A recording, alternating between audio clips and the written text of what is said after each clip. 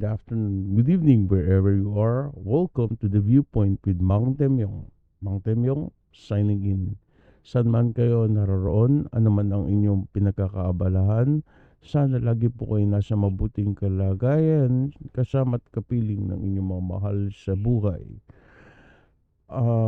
Bago ko po kayo ayain makipagkwentuhan sa akin, meron po akong gustong hingan ng apology, no?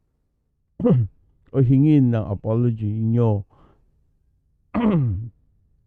dahil sa yung nakaraang LS ko, may nag PM sa akin or may nag-message sa akin na may na daw ang audio. Lapel lang po kasi yung ginagamit ko ngayon. So,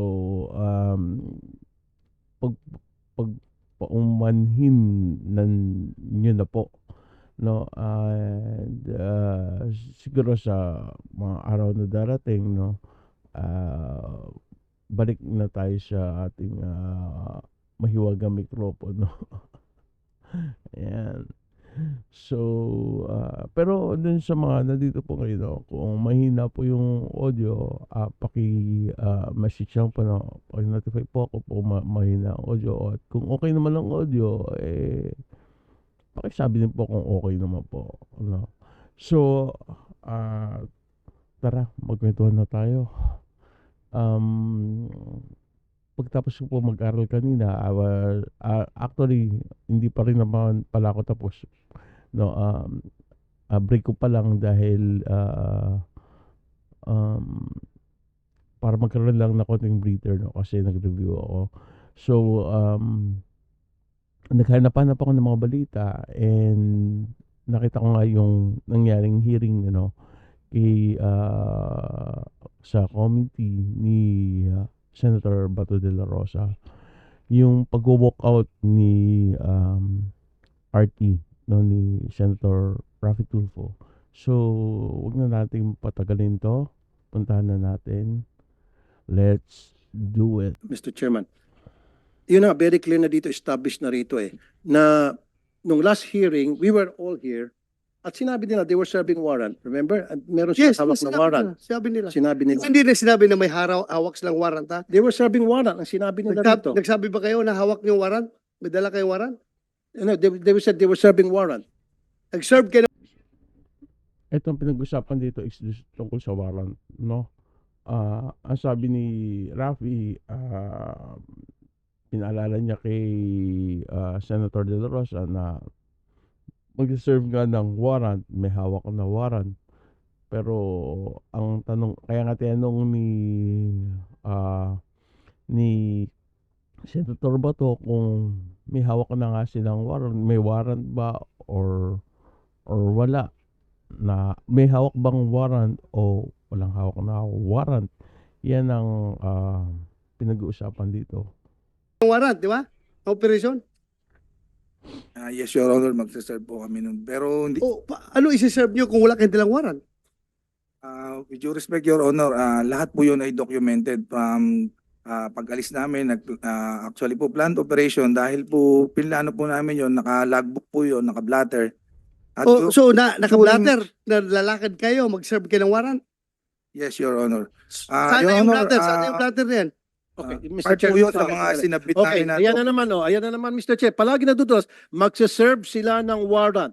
At again, kumukontra naman sinasabi ni Colonel Arnedo, yung kanilang PD, na walang warrant dahil sila ay nagkikasing lamang. Again, hindi na naman tumutugma. Ang daming hindi pagtutugma-tugma.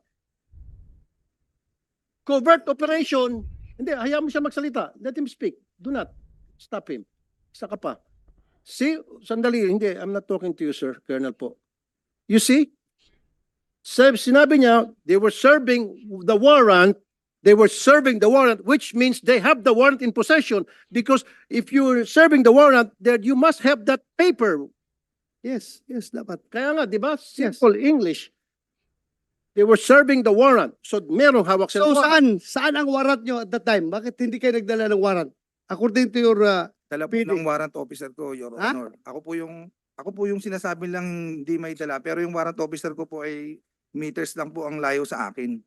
Sinong warrant officer nyo the time? Police Corporal Joel Dicen po, Your Honor. Ikaw? Yes, Your Honor. May dala kang warrant the time na yan? Nasa bulsa ko po, Your Honor, kasi po magsaserve po kami ng warrant of arrest. Kaya nga, paano kayo magsiserve kung walang warrant? So dala-dala yung warrant. Dala po namin, O, Your bakit Honor. sabi mo na walang warrant? Magbabalidate pa lang kami that time, Your Honor, nung... Sandali. Mr. Bakit Chair. mo sinabi na walang warrant? Mr. Chair, alis na lang ako rito. Hindi ko matiis. Nakikita ko na parang itong mga pulis pinagluloko. I'm sorry, I have to walk out. Hindi ko kaya to.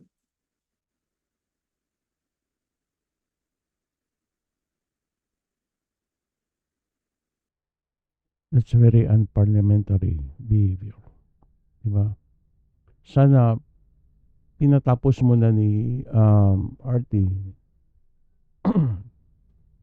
yung paliwanag nung yung procedural, no. I think doon papunta si Bato no, para ipaunawa, paliwanag, no, or maging maliwanag yung procedure pagdating sa pag-aresto at pagbibigay ng warrant. Kung makikita nyo, di ba, nung nagtanong si Bato, sumagot yung isang pulis. Sinabi niya, ako po yung sinasabihan niya na walang warrant kasi sa surveillance po ako. Yung kasama ko, yung isang pulis, siya po yung magsiserve ng warrant. Tinuro niya yung isa kasama niya. Kasi ang tanong ni Bato, may warrant ba kayo? Ang sabi niya, nung pulis meron. Ano? Ang sabi niya, nakalag po lahat yun. Meaning, lahat nung kailangan nila, no, nagagamitin dun sa operation na yun ay kumpleto, dala nila. Nasa logbook nga daw. Including yung warrant. Kaya lang, wala dun sa possession nung isang pulis na nag-handle ng surveillance, kundi nandoon sa warrant officer. Yun yata yung tawag nila dun, no? So, tuloy natin yung paliwanag dito ni Senator Bato. Dahil patuloy tayo, tuloy. Sabi mo walang warrant. Sir, based doon sa report, sir, pagbabalidate nga sila, ang warrant of arrest is nasa warrant officer, sir, which is not part of the validating team. Yun nga, Chief dapat Intel. Ang warrant of arrest ay nandun sa warrant officer. Nakasama nila na yun na sinasabi ng isang pulis na meters away sa kanya. Yung nagsabi noon ay yung kasama sa surveillance or validating team. Yun yung tinuturo nitong tong PD nila, no. Yun ang kinlaro nitong isang officer na to, no, tungkol doon sa procedure, no. So, maliwanag, wala doon sa surveillance team yung warrant. Kasi hindi naman sila ang magsaserve. Sila lang yung magsasurvey. Sila lang yung magbavalidate kung yung subject is nandoon. The moment na malaman nila positive nandun yung subject, that's the time na magsisignal sila dun sa warrant officer para ibigay o iserve yung warrant. Tuloy natin. Hindi nyo kasi Tulfo na ang may hawak ng warrant, yung warrant officer. Ay, sir. Dapat pinaintindi nyo kay Senator Tulfo na ang may hawak ng warrant ay yung warrant officer. So, meaning, ang pagkakaintindi ni Senator Tulfo ay yung surveillance officer is same din, yung surveillance officer ang may dala rin ng warrant. Kaya nga, nung tinanong niya, ito naman, in fairness naman kay Senator Tulfo, nung tinanong kasi ni surveillance officer kung may warrant siyang dala, ang sabi niya, wala. Diba? And then, tinanong niya yung isa, yung naka-black na jacket, 'di ba? Nagki-casing pa kasi. Kaya binabalidate pa, kaya wala pa yung warrant. So, siguro or hindi wala pa yung warrant o hindi pa isa-serve yung warrant, something like that. Siguro kaya medyo nandito rin si Senator Tulfo, 'di ba? Kasi ang pagkakaintindi niya, yung nagsa-surveillance, yun din ang mag-serve na warrant.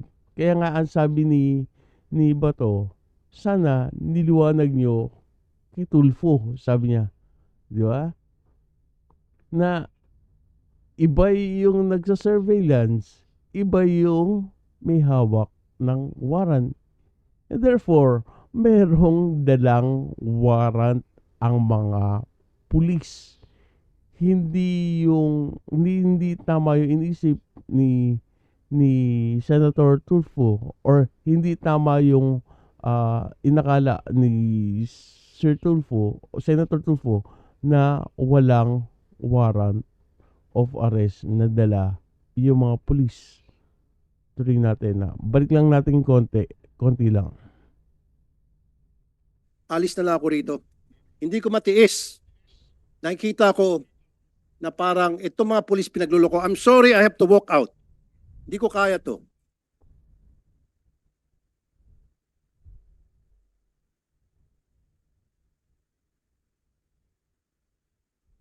Dahil patuloy tayo, tuloy. Sabi mo walang warrant. Sir, based doon sa report, sir, pagbabalidate nga sila, ang warrant of arrest is nasa warrant officer, sir, which is not part of the validating team. Yung nga, Chief dapat Intel. pinintindi nyo kasi Senator Tulfo na ang may hawak ng warrant, yung warrant officer. Dapat pinaintindi nyo kay Senator Tulfo na ang may hawak ng warrant ay yung warrant officer. Tuloy. So, hindi nga, iba nga yung pagkakaintindi ni Senator Tulfo. Diretso. Ay, sir. Sila, Di- intelligence officer, nagsusurveillance sila kung nandoon yung subject. Di ba? Yes, sir. Kasi pag-serve ng warrant, siya na magsiserve ng warrant. Yes, Your Honor. Intindihan ko kayo. Bakit ba hindi po pwede yung nagsa-surveillance ang may hawak na warrant of arrest? Papaliwanag ni Bato dito. Kasi we know naman si Bato is former PNP chief. So pag operational and procedural, kabisado niya yan. Hindi naman magiging PNP chief yan ang ganun lang. Sige, diretso, Senator Bato. Intindihan ko kayo. Yung procedure na yan, ginagawa ko yan nung panahon ko. Ganun man talaga. Magsiserve ka ng warrant. Alangan naman magsusurveillance na ka-uniforme. Bulabog na kayo. Layas na yung subject niyo kung naka-uniforme. Ganun lang yun. That's one.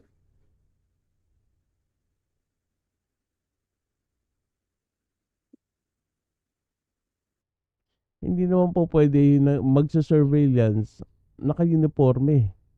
Di ba? Na hindi na magsiserve ng warrant. Kaya siya naka-uniforme. Kasi yung surveillance team, covered sila eh. Ibig sabihin is, what do you call this?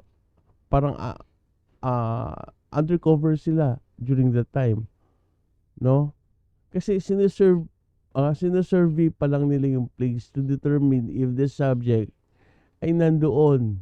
Kaya sabi nga ni Bato, kung naka-uniforme yung nagsa-surveillance, yun na mag-serve ng warrant, di ba? Mabubulabog yung operasyon. Masisira. Tuloy. Mahirap yung, ako, the worst thing na sabihin sa akin, binibibaby ko kayo, ay hindi ko matanggap-tanggap yan. Na binibaby ko. What's the use of me being the chairman of this committee kung ibibi ko kayo? For the record, wala naman sigurong makapagsabi dyan na sinong pinakamaraming na-contempt na pulis dito sa Senado? Kaninong komite pinakamaraming na-contempt na pulis at saka mga witnesses? Ako. Kaya wala akong pakialam kung sino kayo, kung dati ko kayong tao, basta kamali kayo, mamalasing kayo sa akin. Pero pag kayo naman gumagawa ng tama, hindi na ako papayag na wawalang hiyain kayo. Di ba? Fair lang tayo dito. Fair. Ayaw kong sabihin, porque dati akong pulis, bibibihin ko kayo? No. Record shows. And record will vindicate me na ako ang pinakamaraming pinakulong na pulis dito sa Senado. Ako ang pinakamarami. Pero record shows also, kapag nakita ko na ang pulis ay totoo ang sinasabi, ay, by all means, dipinsahan ko rin yung pulis. Di ba? Bakit naman wawalang hiyain yung pulis kung dapat hindi dapat wawalang hiyain? Ganun lang ako, fair lang ako dito. Wala akong pinapaboran dito. Sinagot lang ni Senator Bato yung accusation sa kanya na binibibibi niya yung mga pulis. And this time, tumindig si Bato, no, of course, sa mga kapulisan, sa mga PNP, no. Sabi niya, kapag tama yung ginagawa, syempre, di ba? Edi, aayunan niya. Pero kung mali, bakit naman niya aayunan? Parang ganun lang. That's simple words, no, na ibig sabihin ni Bato. This time, tinindigan talaga niya yung PNP pero hindi niya kinakampihan.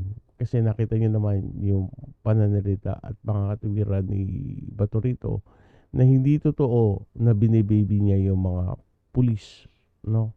Tuloy. The most insulting action is for that kasama mo dito, mag-walk out, walk-outan ka.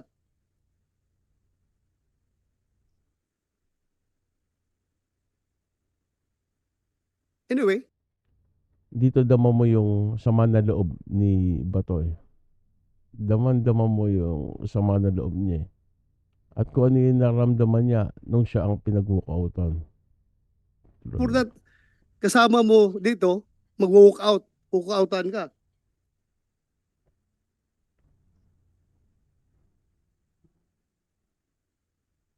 Anyway, that's his prerogative.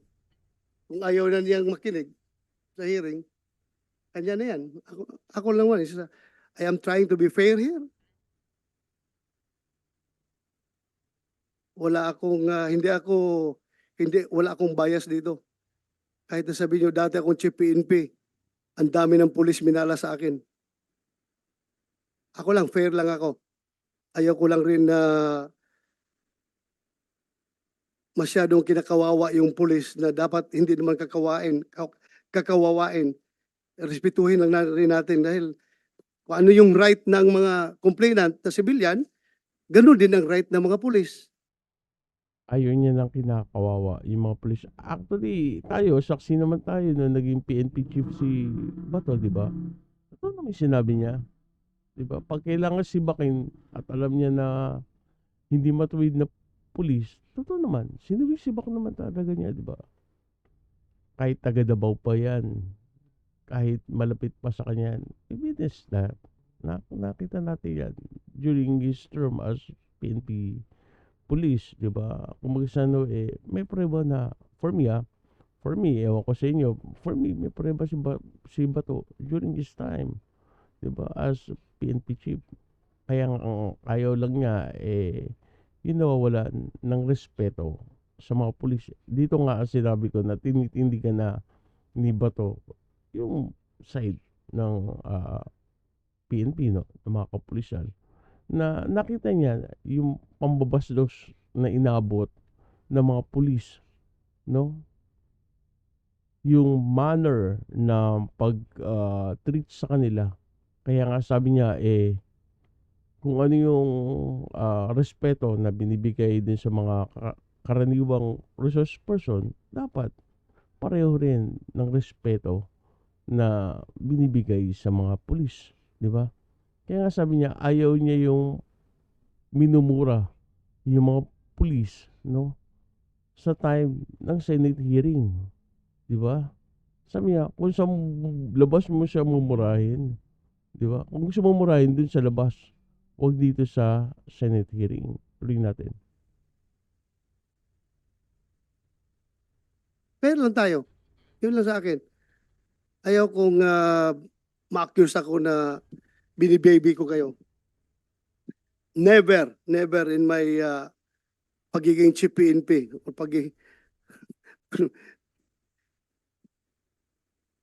mahirap na magsalita dito. Everything is recorded. If you know me, you will realize, para sa inyo nakakilala sa akin, if you know me, you will really know me.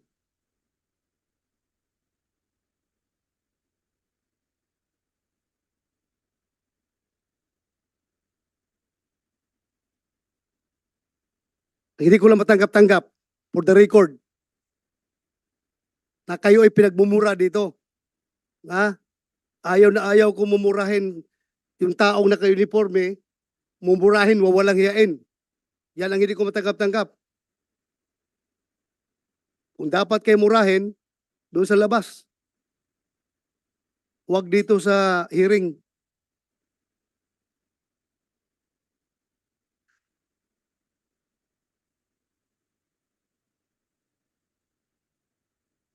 Kasi alam ko, gaano kahirap maging pulis.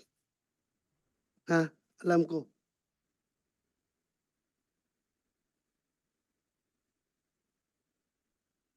Paglabas mo pa lang dyan sa pintuan ng bahay mo, hindi mo na alam kung makakabalik ka ng buhay sa mga anak mo pagkahapon. Kaya dapat respetuhin natin yung pagiging pulis. At doon naman sa mga abusadong pulis, dapat talaga may kalalagyan kayo. Kayong mga abusadong pulis. Dahil niyuyurakan ninyo yung uniforme, yung badge na suot-suot ninyo. Hindi kayo dapat magiging pulis. Pero my God, sabi ko sa inyo, I am your number one enemy kung masama kayong pulis. Hanggat saan tayo aabot, kahit matanda na ako, hindi ko kayo atrasan sa anong gira gusto niyo, anong warfare gusto nyong ilalaban sa akin, hindi ko kayo atrasan kung sira ulo kayong pulis. Pero kayo matinong pulis at kinakawawa, my God, I will offer my life to you. Ganon akong klaseng tao. Ayan. So, anong aking whole analysis and observation and conclusion dito sa or comment dito sa whole video na to, kung and we all know medyo may confusion, nagkaroon ng confusion sa part ni Senator Raffy, no, na dahil sa pag manner ng pagko-question nga niya, di ba, hindi yung mga sinasagot sa kanya is for him, no, parang merong contradiction, no, kasi sabi nga naman nung isa covert operation, no, na validation pa lang, sine-surveillance pa lang, kaya wala yung nagsa-surveillance, walang dalang warrant, pero merong dalang warrant of arrest yung mga tao, yung mga opisyalis lamang, wala dun sa surveillance officer, nandun sa warrant officer. Yun ang hindi nila kinlaro kay Senator Raffy. So yun ang paniniwala ni Senator Raffy, no, na yung surveillance officer, yun din ang magsaserve ng warrant. Kaya ang tanong niya doon sa isa, di ba, may warrant ba yung surveillance officer? May dala bang warrant? Kaya sabi ng isa is, wala. Kasi nga, nakikising pa lang sila. Di ba? Binavalidate pa lang nila. Kaya yung surveillance officer, walang dalang warrant. Hindi naman kasi nila, hindi naman siguro, hindi klaro, siguro hindi lang nila naintindihan or hindi lang naipaliwanag ng malinaw kay Attorney Raffy, tuloy ko, kay Senator Raffy, yung procedural, yung what do you call this, yung operation process, no, dun sa pag-surveillance at pag-serve ng warrant. Kaya nga, sabi nga, to be fair, di ba? Yung kasi ang pagkakaintindi ni Senator Raffy. Pero, sana, di ba? Kesa nag-walk out siya, which is very unparliamentary, no? It's very unparliamentary behavior. Sana, nagstay muna siya. Kasi, kung mapapansin nyo, papunta na doon si Bato eh. Di ba? Gustong ipaunawa sa kanya ni Bato at paunawa sa lahat kung ano ba yung mga procedures pag merong operation. Di ba? Kaya ano ang sabi ni Bato doon sa isa? Sana pinaliwanag mo ng maayos kay Tulfo na iba yung may hawak ng warrant, iba yung nagsa-surveillance. Kaya nga sabi niya, kung yung nagsa-surveillance naka-uniforme at yung di na magsa-serve ng warrant, masisira yung operation. Kaya nga, COVID yung nangyari, di ba? Naka-undercover sila yung nagsa-surveillance, di ba? And yung magsa-serve ng warrant is meters away from him. The moment na ma-verify nila positive, nandun yung subject, then that's the time siguro may mga hand signs sila or whatever na si-signal sila na that's the time na, warrant officer, iserve mo na yung warrant, positive siya ngayon. Yun yung operational, yun yung procedural sa operation, no? Sana kung di siya nag-walk out, di ba? Naintindihan niya. At hindi siya nagkaroon ng conclusion na pinagluloko ng mga pulis ang Senado. Di ba? And true enough, nakaka-insulto yung ginawa niya. Kaya nga sabi ko, very unparliamentary behavior. Di ba? Nasa hearing. And yung hearing na ginagawa is in aid of legislation. Anong batas ang mapo-formulate mo kung hindi mo tatapusin ang hearing? Di ba? Ang sabi nga nung isang nakausap ko para daw batang nagmaktol. I don't know what nagmaktol means, pero yun ang sinabi niyang term. Di ba? I don't know what nagmaktol means. Hindi ko alam. If it pwede bang i-equate niya sa equivalent ba yun ng tantrums? Hindi ko alam. Basta yun sabi, para daw batang nagmaktol si Senator Raffy at nag-walk out. Di ba? Kung sa kanya kaya gawin yun, for example, siya ang mahawak ng hearing, and all of a sudden, si Senator Bato, hindi nagustuhan, di ba? Yung nangyayari sa hearing, nag-walk out, paano kaya siya magre-react? Tanong ko lang yun yung nagtatanong lang. How will he react? Sa palagay nyo, diba? Kung yan sa RTIA nangyari, sa palagay nyo, ano kaya ang magiging reaction ni Senator Tulfo kung bigla siyang pinag-walkoutan nung taong nandoon sa programa niya, no? Lumayas na lang bigla, no? Nasa middle ng pagpo-program, nasa middle na nagtatanong siya, no? Sabay tumayo, lumayas. Ano kaya ang gagawin niya? Ano kaya ang magiging reaction niya? Diba? And dito, na-raise din ni Senator Bato yung unparliamentary language. Diba? Yung hindi magandang pagbibitiw ng pananalita pagdating sa mga resource persons. Diba? At nakita natin yun sa umpisa. Diba? At hindi lang yun. Maraming pagkakataon na ganun ang pagtrato sa ibang mga resource person. Kaya nga sabi ni Bato, kung paanong ibang resource person nire-respeto natin, di ba? Ganun din dapat ang paggalang sa mga pulis, di ba? kung ano yung respeto na binibigay nyo dun sa mga karaniwan, ordinaryong resource person, sana yun din ang respeto na ibinibigay natin sa mga pulis. So, yun lang. No? Um, ano sa palagay nyo? Sige, magtatanong ako.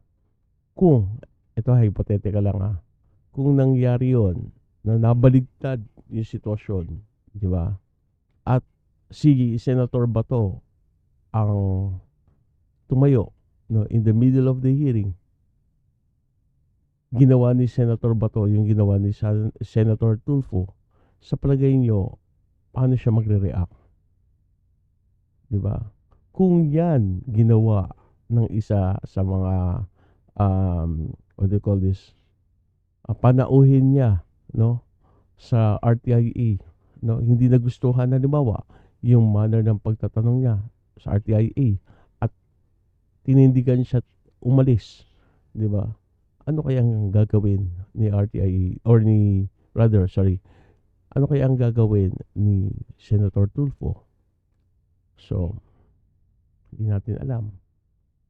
Di ba? So, kayo, ano sa palagay nyo? Just comment, no? Comment lang kayo sa comment section and share nyo yung thoughts and yung reaction nyo. So, before we end, again, please samahan nyo po kami, no, ni Panyero, no, sa The Discourse Digest with Mang Temyong and I am Shanwin. That's every Sunday 9 p.m. rather. Every Sunday 9 p.m. And please paki-like din po and subscribe sa channel po namin ni Dr. Ira na yung Mornings and Late Nights with Vince and Ira. That's every Tuesdays and Thursdays 8 o'clock a.m. Ito lang week na to, medyo pahinga lang kami ng konti, no? But by next week, with God's help, sana makapagtuloy-tuloy kami sa aming pagpo-podcast. And please don't forget to like, share, and subscribe dito po sa The Viewpoint with Mang Temyong. And don't forget po na paki-click yung notification bell para ma-notify po kayo every time na meron po tayong LS. To Dr. Ira, to my partner, to my wife, yeah, get well soon. Get well soon. Yeah. Again, maraming salamat po sa pagsama niyo po sa akin sa araw na ito, and may God bless us all. Have a blessed and productive and wonderful day ahead of us.